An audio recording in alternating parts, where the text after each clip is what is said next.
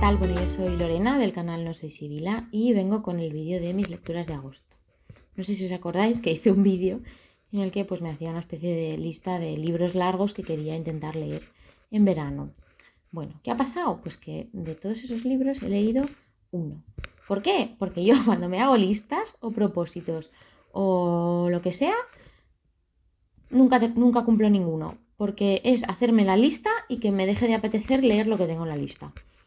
O sea, es que no sé por qué funciona así, pero así es, ¿no? Entonces, ¿qué ha pasado este mes? Pues que en vez de leerme esos libros, pues he leído un montón de libros cortos que tenía en mi casa, porque yo lo de llevarme la contraria a mí misma lo llevo bien, lo llevo en la sangre, ¿no? Entonces, bueno, os voy a ir contando los libros que he leído. Tampoco me estreso, quiero decir, es así la vida, yo sé cómo soy, sé las cosas que me funcionan, hacerme listas y propósitos no es algo que a mí me funcione. Así que vamos a ir fluyendo con la vida. Ya está. Entonces, bueno, pues eso os voy a contar lo que he leído en agosto.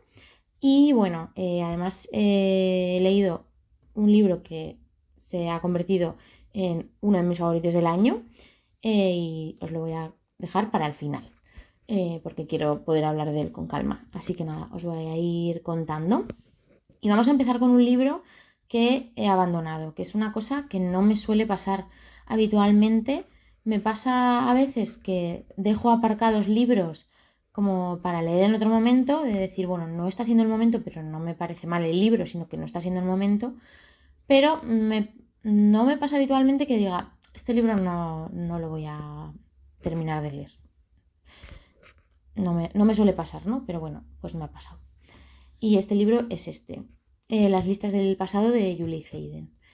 Este libro me tocó en la edición de Masa Crítica, que bueno, pues tú te toca y tienes que hacer en el mes siguiente una reseña, ¿no? Entonces yo, claro, empecé a leerlo, no me estaba enganchando, me estresé porque dije, tengo que escribir una reseña, no puedo escribir una reseña sin terminar un libro, porque no me parece una cosa como honesta, ¿no?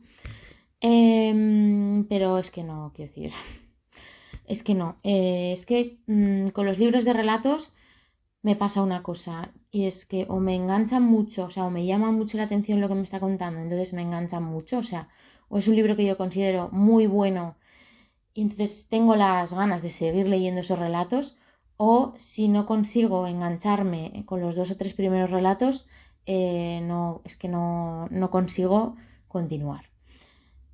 Pues me leí un par de relatos de la primera parte. Este libro tiene dos partes. La primera parte son como relatos de la vida en Nueva York, ¿no? De la vida de chicas, jóvenes en Nueva York.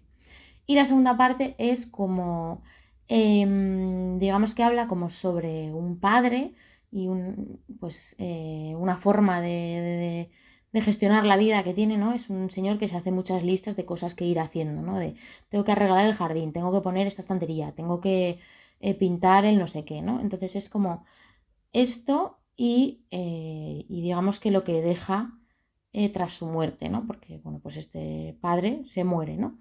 Entonces yo pues leí un par de relatos de la primera parte y me leí el primero de la segunda, para ver si al cambiar de tercio, ¿no? De temática, pues me enganchaba. Y es que de verdad no lo conseguí y mira, pues en la reseña puse que yo no lo había podido terminar, que ya está, que igual no era un libro para mí, que pues lo sentía mucho, ¿sabes? Porque es que tampoco me voy a estar forzando a terminar algo que de verdad que no. Porque además, quiero decir, pues me ha pasado otras veces de decir, bueno, no me fascina, pero hay cosas a las que agarrarse, ¿no? Pero en este, desgraciadamente, no me ha interesado, pues prácticamente nada, no sé.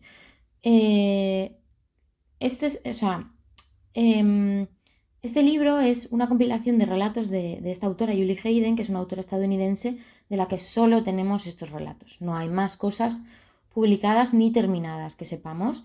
Esta mujer pues tuvo una vida un poco complicada, era una persona muy perfeccionista y muy cerrada en cuanto a lo que escribía, le costaba mucho como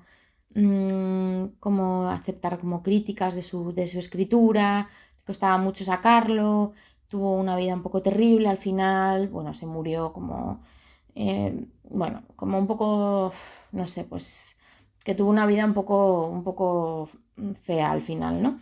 Entonces, bueno, pues a mí me interesaba porque era como, bueno, pues mira, una autora de la que no tenemos casi nada y que, bueno, al final ha sido una autora súper olvidada porque no se la publicó prácticamente nada en vida y solo tenemos esto. Pero bueno, sus relatos son como muy naturalistas en el sentido de que son relatos que se fijan en cosas muy pequeñas, ¿no? Son como relatos como muy sobre lo cotidiano. em, y eso, ¿no? Que se fija como en cosas muy pequeñas, bueno, estoy cuidando a un niño, soy como niñera de este niño, lo llevo al parque, qué pasa en el parque, el niño pues está súper feliz, es como que se fija mucho en el entorno, en ciertas sensaciones, pero para mí a mí se me hicieron un poco tediosos en el sentido de que eran tan de pequeñitas cosas que no le encontraba el motor para que me siguiera enganchando y eso que bueno, a mí realmente pues los relatos que hablan de sensaciones y tal me gustan, pero es que no sé cómo no sé cómo describirlo, eh, porque es que son cosas tan sutiles, o sea, es una escritura como muy sutil, muy de los mínimos detalles, pero pero le falta, para mi gusto, como un poco de sentimentalismo, porque es como muy sutil, pero quizás demasiado fría en el sentido de que se limita a lo mejor a describir ciertas cosas, pero no ahonda como desde una perspectiva literaria, ¿no? En a lo mejor describir algo más allá o en describir los sentimientos que eso le provoca o no lo sé. Entonces, no ha conseguido engancharme nada. Pero bueno, si os interesa este tipo de escritura, pues pensad si le queréis dar una oportunidad o no. A mí la verdad es que pensé, bueno, lo aparto y luego a ver si sigo, pero han pasado como casi un mes y no me apetece nada y es como que no ha sido para mí y ya está. Entonces, pues lo siento mucho, Julie Hayden, pero pues bueno, ¿qué le vamos a hacer? Estas cosas pasan, cada uno tiene sus gustos y bueno, pues no me ha gustado y ya está, es lo que hay, ¿no? Vale, luego seguimos. Me leí este pequeñito ensayo que me encantó, me ha gustado muchísimo, La higuera de las gitanas de Noelia Cortés, que es un ensayo, pues básicamente sobre literatura, feminismo, bueno, y vida en general desde la perspectiva de una mujer gitana, ¿no? Entonces, lo que hace aquí Noelia Cortés es analizar, por ejemplo, pues a ciertas autoras, ¿no? A Virginia Woolf, a Silvia Plath, porque bueno, el título hace referencia a La higuera de La campana de cristal de Silvia Plath, que no sé si recordáis, si habéis leído La campana de cristal, ¿no? Hay una especie de metáfora en el libro que es una higuera de la que salen ramas, bueno, que cada rama da como un higo, no sé qué, y entonces el personaje principal de este libro, de La campana de cristal, está frente a esa higuera y no sabe por qué camino ir y tiene miedo de que al estar paralizada por no saber qué camino ir, ¿no? De todas esas elecciones que serían las ramas de la higuera, pues esas ramas, esos higos acaben pudriéndose y cayéndose al suelo y que acaben no teniendo la oportunidad de elegir ninguna de esas ramas. No sé si me he explicado, ¿no? Entonces, bueno, ella aquí, Noelia Cortés, usa esta metáfora, la metáfora de la higuera y de las ramas, ¿no? Para explicar también cómo las mujeres gitanas no han tenido esa higuera, ¿no? O sea, que las ramas de su higuera han sido mucho más limitadas por un montón de violencias estructurales, ¿no? Evidentemente la violencia racista, por falta de acceso a la educación. Ella cuenta aquí, ¿no? Hace un paralelismo con la vida de Virginia Woolf y este tema de la habitación propia. ¿No? Y ella cuenta cómo pues su abuela vivía en una cueva, ¿no? Entonces, que cómo iba su abuela a poder escribir como Virginia Woolf, ¿no? Cómo iban a las mujeres gitanas a entrar en la historia de la literatura si han tenido un montón de limitaciones, ¿no? Entonces, bueno, también es sobre todo, la primera parte es sobre todo eso, sobre mujeres gitanas y escritura, mujeres gitanas y escritura. Reivindica, por ejemplo, la vida de algunas autoras gitanas como Papuska. Y luego entra como en otro tema, ¿no? En discriminación social, cultural, bueno, en cómo el antigitanismo se filtra en un montón de espacios culturales, bueno, la cultura en general, ¿no? Pues que estás viendo una serie y de repente el personaje gitano es un ladrón que hace no sé qué, y bueno, ¿no? Como todos estos estereotipos hacia los gitanos que al final también conforman las oportunidades que tiene el pueblo gitano, ¿no? Y nada, me ha gustado mucho, es un ensayo muy, muy asequible. Además, creo que Noelia Cortés escribe también muy bonito, o sea, a pesar de que sea un ensayo, ¿no? Que los ensayos pues se supone que son como muy, académicos, ¿no? No sé cómo decirlo, como muy estrictos en sus normas. Noelia Cortés escribe muy bonito, como que tiene como una forma bastante poética de hablar de las cosas. Hay una cosa que me ha gustado también, ¿no? Que ella dice que, bueno, que a pesar de que de poder verle los fallos en la perspectiva de ciertas autoras, ¿no? Los fallos, pues eso, a lo mejor el antigitanismo o el que Virginia Woolf hablara de una habitación propia pero ella no tuviera en cuenta otras perspectivas, pues que, bueno, que ella las acoge, ¿no? Que acoge lo que le han enseñado, eh, que, que digamos que eso, ¿no? Que acoger las enseñanzas de estas autoras e intentar, pues, abrir la perspectiva y decir, esto fallaba, ¿no? Faltaba esta mirada, pero eso no quiere decir que todo esto no nos haya servido para nada, ¿no? Que también, quiero decir, hay que reconocer, ¿no? Que al final, pues, la historia de los movimientos, pues siempre tiene historia de exclusiones y evidentemente esto avanza y hay que intentar solucionarlo, bueno, hay que intentar no, hay que solucionarlo, pero eso tampoco hace que todo lo anterior se borre, ¿no? O sea, como que no sea válido. Bueno, no sé, me gustó mucho. Y nada, pues eso, que me ha gustado mucho este ensayo de Noelia Cortés y, y nada, os lo recomiendo, me ha gustado mucho, la verdad. Además, me lo leí súper rápido porque te metes y te lo lees en nada. Así que nada, La higuera de las gitanas de Noelia Cortés, editado por Ediciones en el Mar. Os lo recomiendo, la verdad. Vale, luego voy a hablar de estas dos mini ensayos. ¿Ves? Como os digo, me he puesto a leer todo lo corto que tenía en mi casa, por alguna razón. Entonces, estos dos mini textos de Virginia Woolf. Voy a empezar por este, que es Memorias de una novelista, que es un texto de ficción de apenas 53 páginas, me parece que tiene, en el que Virginia Woolf lo que hace es una crítica a las biografías de autores escritas por amigos o conocidos de esa persona, ¿no? Del autor. Entonces aquí tenemos como a tres personajes.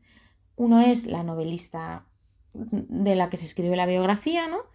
Otro personaje es su amiga, que es la que escribe la biografía, y el tercer personaje pues es la narradora, que es la que está hablando sobre cómo se ha escrito esta biografía, o sea, sobre sus dudas frente a la biografía de esta escritora escrita por su amiga, ¿no? Entonces, bueno, es un texto, como os digo, muy cortito, que lo que hace es pues plantear preguntas sobre la objetividad de las biografías escritas, pues eso, por amigos o conocidos de la persona, los sesgos que puede haber, y también se pregunta si está bien o si es válido que se escriban biografías de personas que han dicho que no querían que eso se hiciese, ¿no? No sé, a mí me hizo pensar mucho, me parece que, no sé, a mí es que Virginia Woolf me parece como una escritora brillante que tenía como una mirada muy crítica hacia todo y era capaz como de verle las costuras a las cosas, ¿no?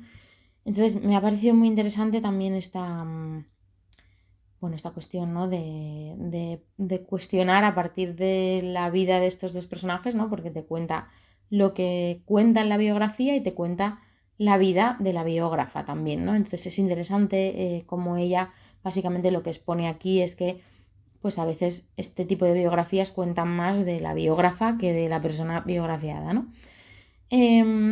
No sé, me ha gustado mucho, me ha parecido interesante también que plantee este tema de la objetividad, porque, bueno, pues al final pienso un poco en el tema del conocimiento situado de Haraway, ¿no? De qué es la objetividad, existe eso como perspectiva todo conocimiento es situado, todo conocimiento está parte desde tu posición en el mundo y desde tu mirada, que está condicionado inevitablemente por tu experiencia en el mundo, por tu experiencia frente al sujeto de estudio, objeto de estudio, etc.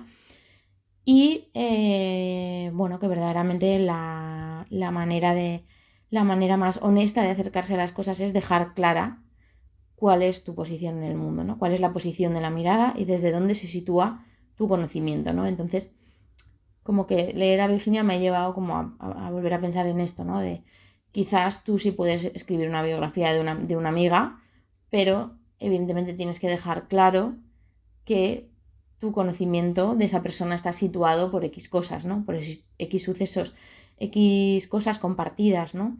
Entonces, bueno, me ha gustado eso, como os digo, súper cortito, me lo leí en media hora, yo creo, y me ha gustado bastante.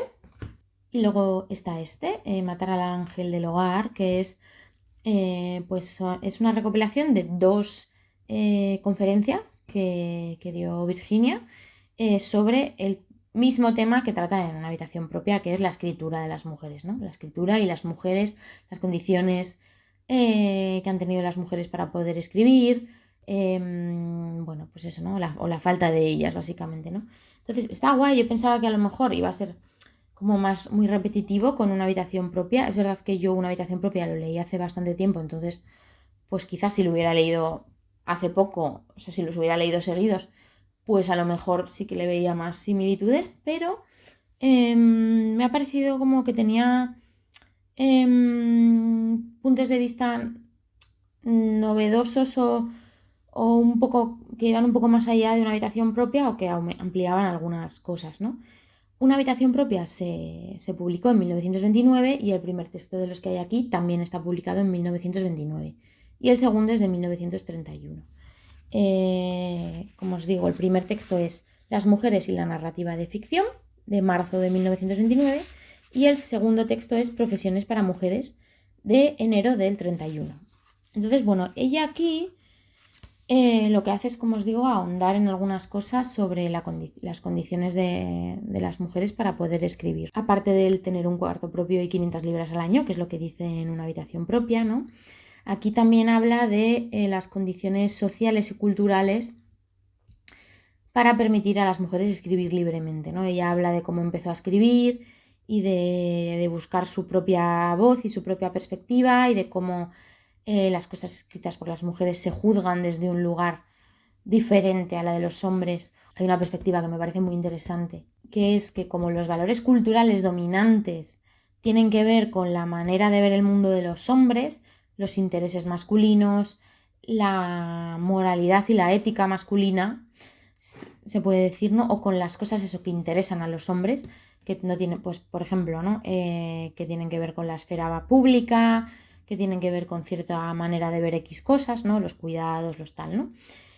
Pues que para una mujer escribir de ciertos temas es más difícil y es difícil hacerlo desde su propia perspectiva porque está condicionada por estos valores culturales dominantes y a la vez la crítica que recibe, que es evidentemente predominantemente masculina en esta época, también está condicionada por esos valores dominantes, ¿no? Entonces, que si consigues escribir fuera de la lógica de esos valores dominantes, inclusive te tienes que enfrentar a una crítica que no entiende un punto de vista que esté fuera de esos valores dominantes. No sé si me estoy explicando, pero bueno, es un poco así, ¿no? También habla de cómo los temas que empezaron a predominar en la escritura de las mujeres, pues eso, ¿no? Era temas muchísimo más vinculados a la esfera privada, al hogar, bueno, y que miraban las cosas desde esa perspectiva, ¿no? Desde ese lugar, desde el que vivían, ¿no? Entonces, bueno, muy interesante, me ha gustado mucho, la verdad. Me ha gustado mucho y está guay y se lee también en nada porque es cortito, o sea que muy bien. Y luego leí este ensayo de Magdalena Piñeiro, Stop Gordofobia y las panzas subversas, que es un libro muy importante porque es el primer libro que hubo en España que hizo como una especie de repaso histórico a los orígenes del movimiento antigordofobia, el movimiento activismo gordo, etcétera, etcétera, y que también hace como un repaso a a cómo funciona la opresión gordofóbica, bueno, pues a lo que busca este activismo, a cómo se ha ido conformando, etcétera, etcétera, ¿no? Que en el momento en el que se escribió no teníamos todavía como como textos así, ¿no? Textos que repasaran, pues eso, ¿no? Cómo funciona la opresión gordofóbica, en qué se basa, cuáles son sus ejes, qué relación tiene con el feminismo, etcétera, etcétera, ¿no? Entonces, bueno, voy a hacer un vídeo más largo sobre este libro y sobre el movimiento antigordofobia en general, y así que ya os contaré más en profundidad. Pero bueno, pues como os digo, ella pues hace un repaso desde que empieza a haber pues expresiones de movimiento antigordofobia en los años 70 en Estados Unidos, ¿no? Con el auge de la segunda ola estadounidense, el feminismo radical, ¿no? Y que aparecen pues consignas, algunos grupos, etcétera, ¿no? Que, bueno, pues no tienen muchísimo más recorrido en el sentido de que no se conforman aún como con un movimiento teórico, eh, como con consignas definidas, ¿no? Sino que son como expresiones un poco que todavía no surgen como un movimiento en sí, ¿no? Luego ya habla de cómo en los 2010 en Latinoamérica empiezan a surgir también activismos gordos con algunos libros que también se publican ahí, fanzines, etcétera, etcétera. Y luego cuenta la historia de la plataforma Stop Gordofobia, que es de la que ella es cofundadora, que se abrió en España en el 2013, que fue una de las primeras plataformas en España para hablar sobre la gordofobia, sobre la opresión gordofóbica, etcétera, etcétera. Stop Gordofobia era un grupo de Facebook en el que, pues eso, ¿no? Se compartían las experiencias de gordofobia vividas por los participantes en el grupo, por los y las participantes en el grupo. Desde ahí se empezaba a teorizar, se empezó a teorizar cómo funcionaba la opresión gordofóbica, etcétera, etcétera. Funcionó a la manera de los grupos de autoconciencia de los años 70 del feminismo radical, ¿no? En el que a partir de reunirse, pues las mujeres pudieron darse cuenta de cuál era su opresión común, ¿no? De qué sucedía, ¿no? De que lo que les pasaba a ellas le pasaba a muchas otras mujeres porque era una cuestión estructural. Bueno, pues esto es un poquito lo que supuso Stop Gordofobia, ¿no? Y este tipo de grupos. Hay una cosa muy interesante también que habla aquí Magdalena Piñero en el libro, que es importante recalcar cómo estos grupos, porque todos los grupos de antigordofobia empezaron en Internet. Y ya no solo por una cuestión del momento en el que se conformaron, ¿no? Sino por una cuestión de la posibilidad de visibilizarse que se nos da en la sociedad, ¿no? Por una cuestión también de toda la vergüenza y la culpa que te ponen encima, por una cuestión como os digo, ¿no? De que los cuerpos gordos, las personas gordas son las personas visibles, invisibles, ¿no? No tienen derecho, no tenemos derecho a alzar la voz, no nos podemos quejar porque, bueno, pues poco más que somos un atentado para la salud pública. Y aquí evidentemente da argumentos contra estos argumentos, ¿no? Contra estos tal. Y bueno, pues me parece interesante cómo ella también recalca este tema, ¿no? De que cómo los movimientos antigordofobia surgen en Internet, en espacios privados, en espacios cerrados que además no son físicos, sino que son otra cosa, ¿no? Y no sé, muy, muy, muy, muy, muy interesante. Quiero hacer un vídeo sobre esto más profundamente. Magdalena Piñeiro tiene este otro libro, 10 gritos contra la gordofobia, que es posterior y en el que me imagino que hará también pues un repaso a los inicios, ¿no? Porque esto, como os digo, este se publicó en 2015. La plataforma Stop Gordofobia empezó en el 2013, llevaba muy poquito tiempo. El activismo antigordofobia es muy reciente en la conformación como un activismo con puntos políticos, con perspectiva política, etcétera, etcétera, ¿no? Había protestas, había expresiones antigordofóbicas, había tal, pero el momento de conformarse como un activismo, ha sido reciente, ¿no? Como os digo, desde Latinoamérica en los 2000, 2010, aquí 2013, 2010, 2013, actualidad, ¿no? Y en los últimos años, creo, desde mi punto de vista y lo que yo he visto, ha avanzado mucho. Entonces, bueno, me imagino que aquí hará como un repaso también a cómo ha ido avanzando y tal. Ya os iré contando y a ver si puedo hacer pronto el vídeo sobre esto. Y nada, la verdad que, jolín, este mes súper bien, porque, bueno, estoy contenta porque he leído varios ensayitos que estaba como un poco parada con eso, así que guay. Y bueno, pues ahora os voy a contar mi libro favoritísimo del año, de la vida y de todo, que es, cómo no, Iluminada de Mary Karr, que es, por otra parte, el único libro de todos los del vídeo aquel que hice de lista de verano que he leído. Porque bueno, pues eso, yo Mary Karr me la estaba guardando para tener tiempo para leerla con calma y tranquilamente y para poder absorber su prosa con toda su magnitud y disfrutarlo muchísimo y vivirlo con ella y todo. Entonces, bueno, pues sí, ha sido muy buena elección leerlo en verano porque, bueno, este es un libro, no sé, es que es un libro increíble, me ha parecido un libro increíble. Yo a Mary Karr, como ya sabéis, la adoro, me encanta. Mary Karr tiene una trilogía sobre sus memorias. Tenemos primero El Club de los Mentirosos, que es sobre su infancia, luego La Flor, que es sobre su adolescencia, que hasta el momento era mi favorito. No sé si Iluminada lo ha destronado. Bueno, no tengo por qué elegir, pero es que Iluminada me ha parecido un libro mucho más maduro que los otros dos. También es verdad que por la etapa que relata, porque este es sobre su vida adulta, pues por la etapa que relata es obvio que iba a ser más maduro, ¿no? Pero bueno, lo he sentido como un libro de mucho crecimiento y muy, muy, muy interesante. Voy a contar un poco de qué va este libro. ¿Qué pasa? Si no habéis leído los otros dos y no queréis saber nada, pues igual que yo os cuente un poco de qué va, pues os fastidia, aunque bueno, al ser unas memorias de alguien, pues yo que sé, a mí no tal, pero entiendo que a alguien le pueda fastidiar. Entonces, voy a contar a partir de aquí de qué va el libro. Luego pondré cuándo se acaba y así podéis ver lo siguiente, ¿no? Así que nada, vamos con ello. Como os digo, Iluminada es la tercera parte de sus memorias en la que cuenta pues su vida adulta. Ella a los 17 años se va de su pueblo, de Litchfield, donde vivía con su madre, su padre y su hermana, y bueno, pues todo lo que y vive todo lo que cuenta en las otras dos partes de sus memorias, ¿no? Una infancia súper, súper convulsa, muy complicada, con unos padres que ambos tienen problemas con el alcohol, con una madre que tiene un sufrimiento psíquico muy, muy, muy intenso. Y bueno, pues ella y su hermana tienen que lidiar un poco con esto, ¿no? Y con esta infancia que viven.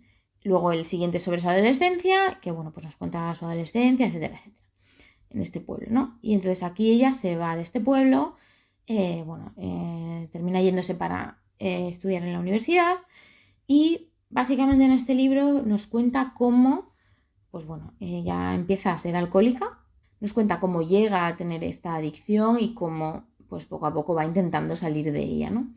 Entonces, este libro es muchísimo más maduro en el sentido de que afronta de una manera mucho más directa la relación que tiene con sus padres, porque en los otros dos libros, sobre todo en el primero, la mirada hacia sus padres pues está llena de cariño, llena de amor y a veces llena de justificaciones, ¿no?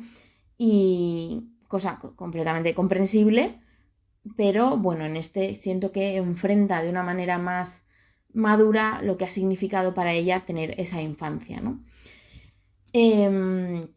Entonces, bueno, me ha encantado la manera en la que lo cuenta todo, ¿no? Porque a mí lo que me enamora de Mary Karr es su forma de narrar las cosas, que está llena de cinismo, pero a la vez es muy, muy, muy sentimental. No sé cómo explicarlo, pero siento que es eso, ¿no? Que tiene mucho cinismo y mucho sarcasmo, pero hay mucha verdad debajo, ¿no? Hay mucha... Siento que es muy generosa también en su manera de contar, ¿no? y me gusta mucho pues cómo narra las cosas, me gusta porque siento que se hace responsable de sus errores. Me gusta la capacidad que tiene para evocar imágenes y sentimientos y sensaciones. Y, y no sé, me ha gustado mucho, me ha tocado mucho en ciertas partes, en la manera en la que siente las cosas, en la que las afronta, bueno, no sé. Y me ha gustado mucho también cómo se desenvuelve todo el tema de la relación con su madre, que es realmente complicada. Y me gusta mucho cómo se desenvuelve y cómo aquí la trata de una manera mucho más madura, ¿no? Con una mirada más adulta, evidentemente, ¿no? Porque ella es más adulta. Y nada, a pesar de que hay una cosa que, que me ha sorprendido, realmente me ha sorprendido una cosa de la que hace, que le pasa, bueno, una cosa en su vida, ¿no? De cómo afronta ciertas cosas, me ha sorprendido. Y pensé que igual eso me empañaba la experiencia del libro y no, la verdad es que no. No voy a contar el qué porque, bueno, no tiene sentido, ¿no? Y también tal, pero incluso me ha sorprendido que eso no me haya empañado la experiencia. No sé muy bien cómo explicarlo. Tengo que ser críptica porque si no os estropeo el libro, ¿no? Pero es que incluso cuando cuenta toda esa parte, me ha llegado a parecer interesante a pesar de que a mí es una cosa que no me interesa nada, no sé cómo explicarlo, ¿no? Entonces, bueno, me ha gustado muchísimo, lo he leído con una amiga de Instagram, Andrea de A Books Place, luego os pongo abajo el Instagram, que somos las dos muy fans de Americar y entonces pues leer esto juntas la verdad que ha sido súper interesante también por ir viendo cómo la otra recibía lo que iba pasando, ¿no? Y no sé, es que es un libro que me ha llegado tanto, es que es como que a partir de, o sea, que como que es una autora a la que le tengo cariño, porque claro, pues te has leído su vida, ¿no? Al final, ¿no? Y que le tienes cariño, pues porque te hace gracia, te gusta cómo escribe, le tienes como cierta sensación de cercanía porque has leído lo que le ha pasado en su vida. Pero es que en este libro he sentido que incluso a veces me estaba hablando a mí directamente. Me estaba hablando a mí directamente en el sentido de que la he sentido muy, muy, muy, muy, muy cercana. Y esa sensación es como muy bonita, o sea, me he quedado con una sensación muy bonita después de leerlo, como además de muy bonita de al verla también madurar ciertas cosas que eso, ¿no? Que en los otros libros, sobre todo en el Club de los Mentirosos, al ser tan convulsas, pues se quedaban ahí, pero no habían madurado del todo, ¿no? Y ver aquí cómo madura esas experiencias, pues me ha parecido como una experiencia bonita como lectora. Y no sé, es que no sé, es como que quiero muchísimo a esta persona, me ha gustado muchísimo la experiencia de leer sus memorias y este libro creo que es el cierre perfecto a las tres. Ya os digo, no sé si es mi favorito o si mi favorito es La Flor. Em, no sé, no tengo por qué elegir, lo sé. Pero bueno, vamos, que me gusta muchísimo, que la amo, que si os animáis a leer Americar, pues que me contéis qué tal, o si ya la habéis leído, porque de verdad creo que ha sido una experiencia lectora muy intensa y muy guay, no sé. Y además es el perfecto cierre. Este libro es el cierre perfecto a esas memorias, aunque yo siento que tendría para escribir, si quisiera, otras dos o tres o cuatro o cinco, porque además la capacidad que tiene narrativa para narrar episodios de su vida, etcétera, etcétera, me parece increíble, ¿no? Pero bueno, me ha parecido muy, muy bonito este libro al final, no sé. Así que nada, eso os cuento, ha sido muy guay. Y bueno, esos han sido mis libros de agosto, esas han sido mis lecturas de agosto. La verdad es que estoy contenta. No sé, además eso, la experiencia de leer Iluminada como que ha iluminado el resto del mes, o sea, como que estoy como pletórica, ¿sabes? De decir, mira, yo he leído esto y ya con esto yo ya me doy por satisfecha el resto del mes y estupendo, ¿no? Y nada, me ha encantado, la verdad. Así que nada, eso era todo. Eso es lo que he leído en agosto. Contadme qué tal han ido vuestras lecturas de agosto, cuál ha sido vuestro libro favorito de los que habéis leído en agosto, si ha habido alguno de estos que os ha llegado al alma, como me ha pasado a mí con Iluminada. Y bueno, espero que hayáis tenido muy buenas vacaciones y eso, y que la reentré no esté siendo muy dura. Y nos vemos aquí el domingo que viene, si todo va bien. Os mando un besazo enorme. ¡Mua!